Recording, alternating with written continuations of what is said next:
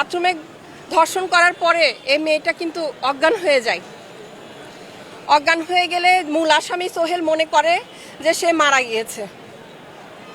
তারপর সে 10 ইঞ্চি একটি চাকু আমরা আদালতের কাছে উপস্থাপিত হয়েছে বলে জানতে পেরেছি।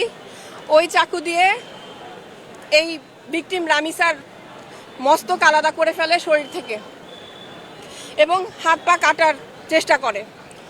এই সব কাজে দুষ্কর্মের সহযোগী হিসেবে সোহেলের ওয়াইফ তাকে সাহায্য করে এবং পাড়া প্রতিবেশী দরজা ধাক্কালেও সে দরজা খুলে দেয়নি।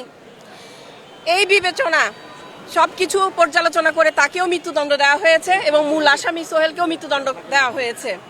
আপনারা শুনলে আরও বেশি অবাক হবেন। এখানে আমরা যারা উপস্থিত ছিলাম রায় ঘোষণার সময়, সেই সময়ে এখানকার বিভৎস যে বর্ণনাগুলো, ওগুলো একজন অভিভাবক হিসেবে, একজন আইনজীবী হিসেবে শোনাটা নিদারুণ কষ্টের।